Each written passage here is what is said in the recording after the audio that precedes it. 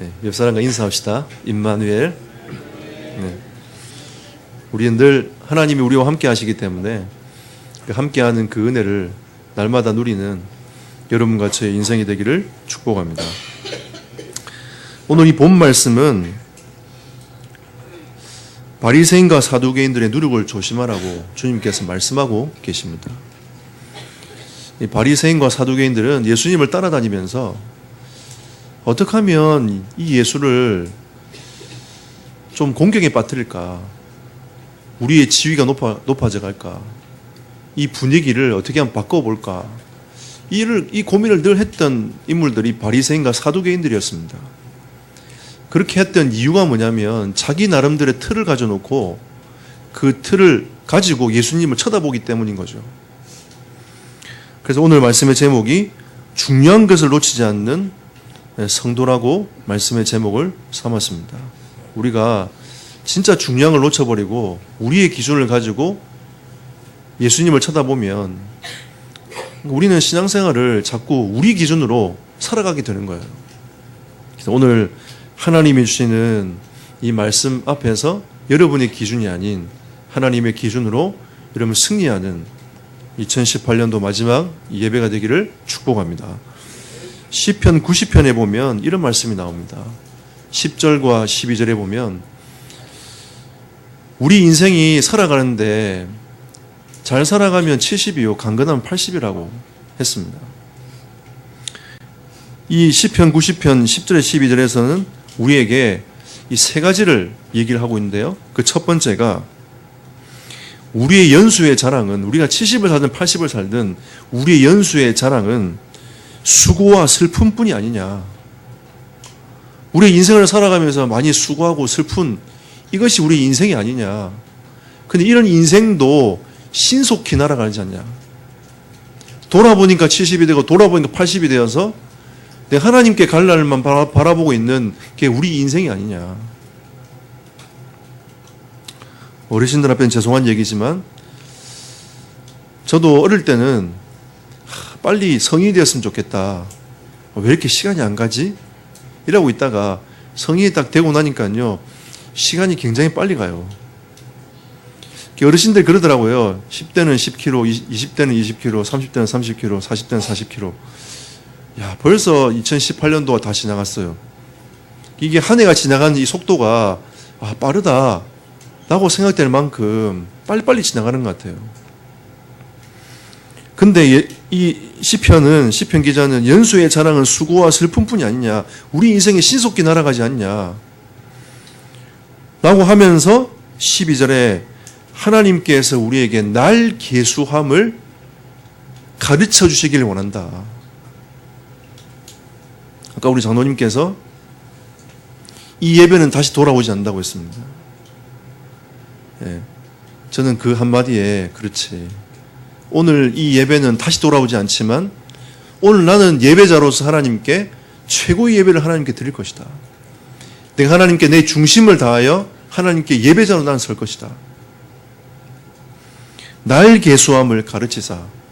그리고 마지막에 뭐라 하시냐면 지혜로운 마음을 얻게 하소서. 아이고, 우리는 계속 후회를 하며 살잖아요. 인생은 후회를 할 수밖에 없어요. 왜냐하면 하나님은 인생이 아니시니 후회가 없고 인생은 후회한다는 거죠. 하나님은 인생이 아니시기 때문에 후회가 없지만 우리는 후회를 한다는 겁니다. 후회를 하지만 하나님이 우리에게 날 계수함을 가르치시고 지혜로운 마음을 우리에게 주옵소서 라고 오늘 여러분이 고백하시면서 오늘 이 예배에 은혜를 받고 하나님의 말씀을 청종하는 날이 되기를 축복합니다. 자, 그러면 오늘 이 말씀 속에서 우리는 중요한 것을 놓치지 않아야 된다면 그 첫 번째가 무엇입니까? 성도의 신앙의 기준은 말씀이 되어야 된다는 거죠. 여러분 나름대로의 기준을 가지고 예수님을 쳐다보고 교회를 쳐다보고 사람을 쳐다보는 것이 아니라 하나님이 주신 말씀의 기준을 가지고 우리는 신앙생활을 하는 겁니다. 여러분, 하나님의 말씀은 무엇입니까? 하나님의 뜻과 계획을 인간에게 알리는 거죠. 그래서 이 말씀은 계시의 말씀입니다. 계시라는 말은 하나님이 우리 인간에게 나타내 보이신 거죠. 하나님, 내가 하나님인데 나는 이런 존재야라고 우리 인간의 글로 나타내 보인 게 성경입니다.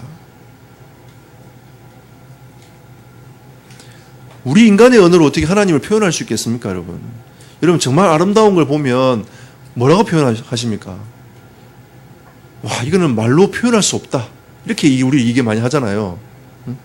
말로 표현할 수 없는 거죠. 그러니까 언어로서 담아낼 수 있는 건 한계가 있는 겁니다. 하지만 하나님은 우리에게 하나님의 말씀을, 하나님의 뜻과 계획을 이 우리 인간의 글로 나타내 보이신 이게 성경인 거예요. 그리고 우리를 인도하시면서 하나님께서 우리에게 목적하신 바가 무엇인지를 말씀하시고 그걸 이루어 가시는 것이 이렇게 이루어 간다는 것을 보여주는 게 성경인 겁니다. 여러분, 구약은 오실 메시아가 오실 것이다. 이렇게 오실 것이라고 수많은 예언자를 통해서 예언했어요. 사복음서는 그 예언된 하나님의 그 메시아가 오셨다라고 사복음서는 얘기하고 있습니다. 그 이후에 이 언약을 붙잡고 성령을 받은 사람들이 어떻게 하나님의 인도를 받았는지에 대해서 나오는 성경이 사도행전 이후부터 쭉 나오는 서신서입니다.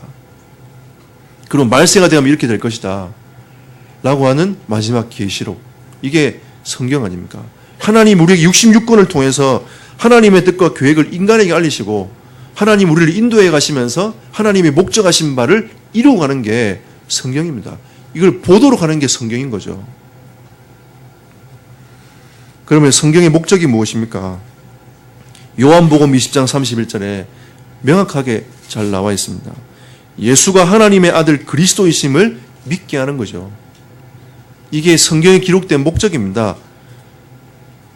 이 이스라엘 백성들이 못 박게 죽여버린 그 예수가 누구라고요? 하나님의 아들 그리스도, 구약에서 예언되었던 그 바로 메시아라는 사실을 알게 하기 위해서, 알게 하고 믿게 하기 위해서 이 성경을 하나님이 기록하셨대요. 그리고 그 이름을 힘입어 생명을 얻게 하려는 것입니다. 성경은 우리에게 두 가지 생명을 주셨다고 얘기하고 있습니다. 첫 번째는 우리가 숨을 쉬고 있는 육신적인 생명, 또 한 가지는 하나님과 함께 할 수 있는 영적 생명.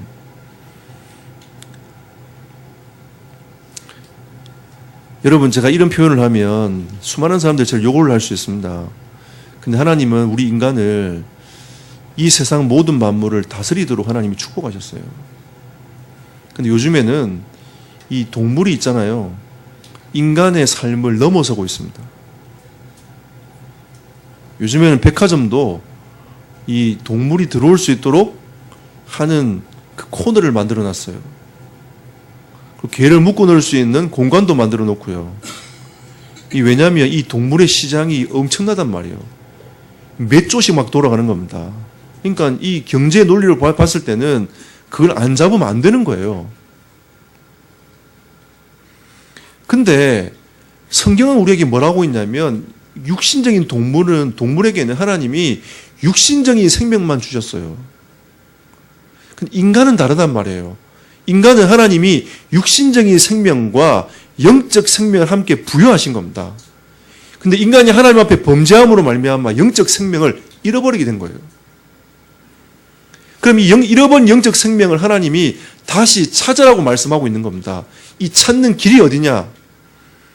요한복음 20장 31절 성경에서 말씀하고 있는 거죠. 하나님의 아들이신 예수 그리스도를 믿고 그 이름을 힘입어서 생명을 다시 찾으라는 겁니다. 이게 참된 인간의 모습인 거죠. 여러분, 참된 인간의 모습을 회복하지 못하면 지식이 좀 뛰어난 동물과 비슷한 겁니다. 하나님의 형상을 회복해야 되는데 하나님의 형상을 회복하지 못한 인간들은 동물하고 비슷해요. 어떨 때는 동물보다 더 못한 짓을 하고 살아가는 겁니다. 사람이 얼마나 악랄합니까, 여러분? 개는 충성하지만 사람은요, 악랄해요. 얼마나 교활합니까? 얼마나 뒷생각이 많아요.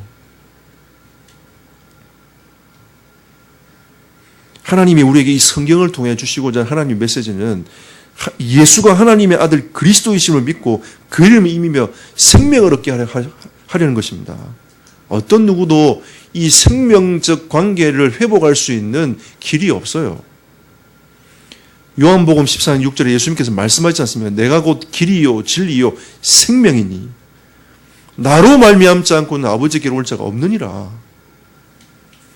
이 세상 어떤 훌륭한 사람도 하나님과의 영적 관계를 회복할 수 있는 사람이 없어요. 우리나라에 자기가 자칭 예수라고 하는 사람, 구원주라고 하는 사람이 14명 이상 있습니다. 아무리 많이 나와도 소용없어요, 여러분. 죄의 삭은 사망이기 때문에 다 죽음에 묶입니다. 거기서 벗어날 수 없는 게 인간입니다, 여러분. 근데 하나님은 우리에게 예수 그리스도를 통해서 영적 생명을 회복하라는 거죠. 그리고 하나님의 말씀은 능력입니다. 히브리서 4장 12절 13절에 보면 말씀은 지금도 살아서 역사하고 계신다. 이 말씀을 내가 인격적으로 아까 우리 성가대 찬양처럼 내가 문 밖에 주님이 이 말씀이 내 마음의 문 밖에서 두드리는데 내가 이 주의 말씀의 음성을 듣고 마음의 문을 열면 주님이 내게 들어와서 나로 인하여 먹고 마시는 그 은혜를 하나님이 허락하시는 겁니다. 지금도 이 일은 역사 일어나고 있어요. 하나님의 말씀의 능력이 나를 통하여 역사 일어나고 있는 겁니다. 저는 이런 표현을 자주 합니다. 저는 19살 때 예수님을 구주로 영접했을 뿐인데 하나님의 성령이 내 마음의 문을 열고 나는 그 주님을 내 마음속에 주인으로 모셨을 뿐인데 하나님의 성령은 제 인생을 바꾸어 가셨어요. 여러분, 하나님의 말씀의 능력은 지금도 살아서 역사합니다. 내가 문 밖에 서서 두드리노니 내 음성을 듣고 마음의 문을 열면 내가 너에게 들어가 먹고 넌 나에게 더불어 먹으리라.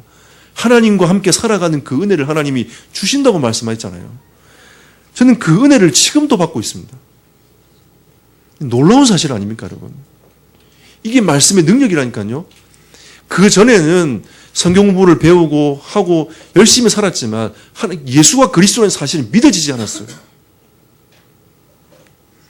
근데 그 그리스도가 내 중심에 주인으로 딱 모시는 그 순간 그때부터 하나님께서 저에게 성령께서 하나님이 믿어지도록 하셨어요. 그럼 말씀을 계속 들으니까 그 말씀이 깨달아지기 시작하더라고요. 하나님의 말씀은 지금도 살아서 역사합니다. 어디가 역사하냐? 나의 영적인 상태를 알게 하시는 거죠. 내 마음의 상태를 알게 하시는 겁니다. 내 생각과 뜻이 어떤 것인지 하나님이 알게 하시는 거죠. 그래서 때로는 이게 하나님의 말씀이 칼이 돼서 나에게 날아와요. 나의 마음을 찌르는 거죠. 나는 너무 아파. 근데 그 아픔은 지금 말씀이 살아서 역사하고 계시는구나라고 여러분이 인정하고 고백이 되어져야 됩니다. 아프니까 도망가야지. 주님, 저는 그럴 수 없어요. 라고 도망가는 게 아니라 그 말씀이 찔릴 때에 아멘 하면서 주의 말씀이 나에게 이 말씀으로 다가오는구나. 어떨 때는 하나님 말씀이 평안함으로 찾아와요. 내가 힘들 때, 내가 괴로울 때 하나님의 말씀은 때로는 나에게 평안함으로 찾아옵니다. 평화로다 하늘 위에서 내려오네. 주의 말씀이 나에게 위로가 되고 힘이 되는 겁니다.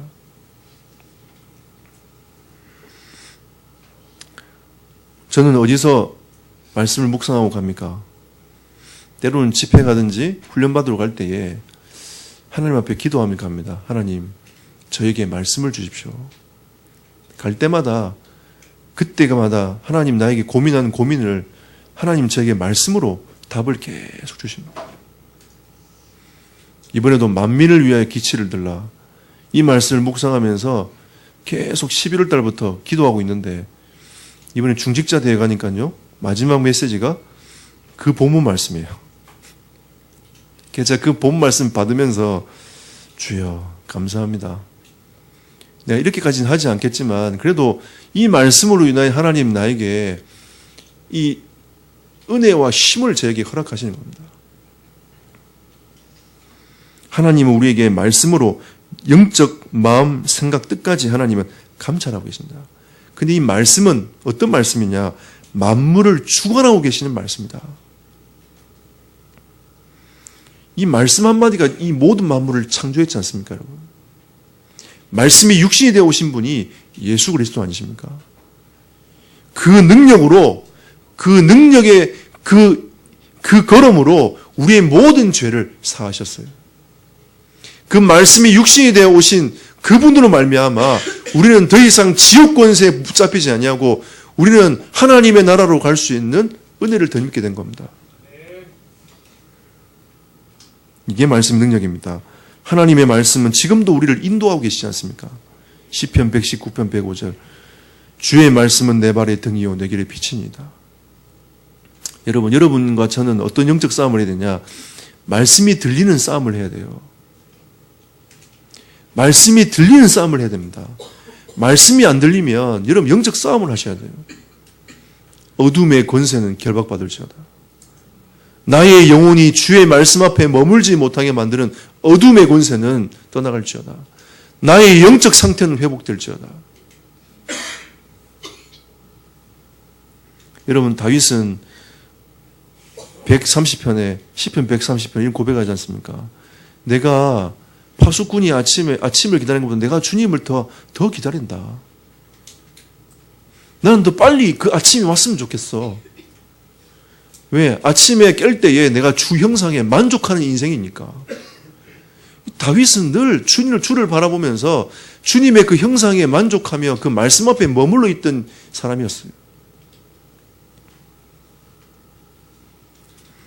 그래서 성도 여러분, 우리의 신앙의 기준은 말씀이 되어야 됩니다. 하나님의 말씀이 뭐라고 하는지 그 속에서 우리는 그 렌즈를 끼고 세상을 쳐다봐야 돼요. 세상의 기준은 끊임없이 바뀝니다, 여러분. 여러분, 옷 트렌드도 바뀌잖아요. 계속 바뀌어가요. 저 어릴 때는 그 청바지 뜯어진 거 입으면 부끄러워갖고 못 입고 다녔거든요. 요즘에 청바지 안 뜯어진 게 거의 없어요. 다 뜯었으면 일단 나와. 또 그게 좋다고 사람들이 입고 다녀요. 예? 복급으로 또 바뀝니다. 사람들이 생각이. 나팔바지 입으면 부끄럽다 했는데 요즘 또 나팔바지 이런 게 또 유행하더라고요. 심한 것도 입고 다녀요. 사람들이 또. 시대와 흐름은 바뀝니다, 여러분. 근데 변하지 않는 영원한 말씀, 하나님의 말씀은 영원합니다. 여러분, 이 나라가 아무리 발전하고 세상이 발전해도 하나님의 말씀의 기준은 변하지 않아요. 예전이나 지금이나 똑같습니다. 구원의 흐름은 똑같아요. 예수 그리스도를 통해서, 주님 그리스도를 통해서 하나님을 만나지 아니하면 구원은 없어요, 여러분. 근데 오늘 예수님께서 말씀에서 빗나간 이 인생들을 주님이 질책하시는 겁니다. 그 첫 번째 인물들이 누굽니까? 바리새인과 사두개인.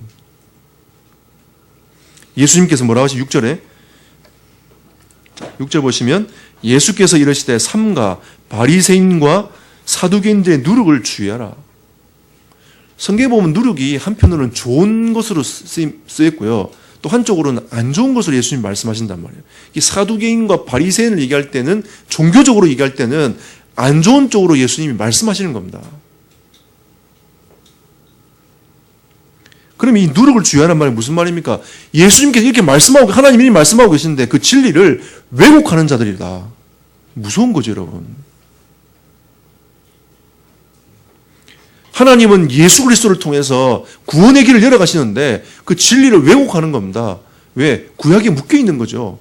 이렇게 살아야 우리가 구원에 이를 수 있다라고 그들은 얘기하고 있는 겁니다. 지금 수많은 이단들이 진리를 왜곡하고 있어요. 예수 믿으면 끝납니다, 여러분. 예수가 그리스도라는 사실을 믿고 그 이름에 힘입어 생명 얻으면 끝난다니까요. 근데 안상홍 증인들은 뭐라 하냐? 세례를 꼭 받아야 구원 받는다고 얘기합니다. 세례 의식이 뭡니까, 여러분? 그 세례 의식을 꼭 해야 구원 받습니까, 여러분? 이 세례는 하나님과 연합하는 의미가 있습니다. 그런데 진짜 연합은 내가 인격적인 그 주님을 마음속에 고백할 때 일어나는 거예요. 이 세례는 의식입니다. 또 만인들 앞에서 내가 예수 그리스도를 믿노라고 이 공동체 앞에서 내가 고백하는 거예요.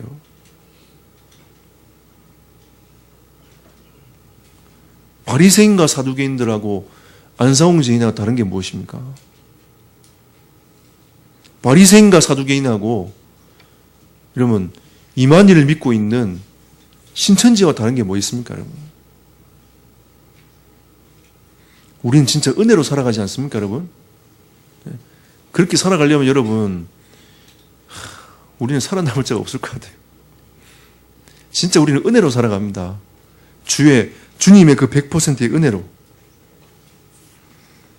진리를 왜곡하면 안 됩니다. 진리는 예수 그리스도입니다. 예수 그리스도를 통해서만 우리는 모든 것을 회복할 수 있어요. 또 그들은 굉장한 큰 정치적 집단을 갖고 있었기 때문에 그 정치적 집단이 위선을 행하는 행위란 말이에요. 그 메시아가 오셨으면 어떤 형태든지 하나님께 감사하고 감격하고 그 예수님을 따라가야 되는데 이 정치적 집단의 위선이 그들의 집단을 지키고자 하는 그 마음으로 결국은 예수를 이단으로 몰아버린 거예요. 예수를 십자가에 못 박아버린 겁니다.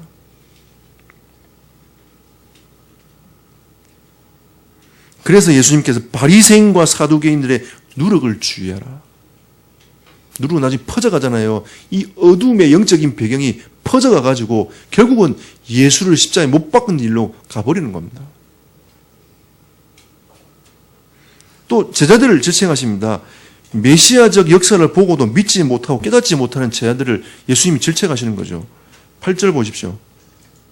예수께서 아시고 이르되 믿음이 작은 자들아 어찌 떡이 없음으로 서로 논의하느냐. 예수님이 그 4,000명을 먹이신 이후에 이제 다른 지역으로 가셨단 말이에요. 가셨는데 떡을 안 가져왔어. 가져와야 되는데 하고 제자들이 계속 웅성웅성하는 겁니다. 자꾸 그 주된 것들을 바라보지 못하고 다른 것을 계속 고민하면서 그걸 계속 포럼하고 있는 거죠.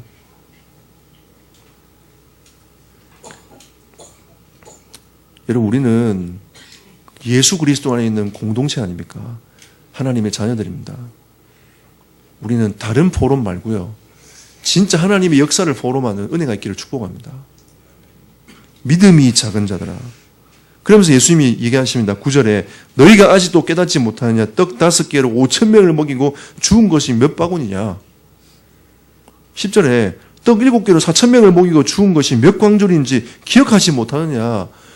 얼마 전에 바로 일인데도 이 제자들은 떡이 없음을 바라보고 또 자기 인생의 논리로 딱 들어오는 겁니다. 자기의 수준을 딱 들어오는 거죠.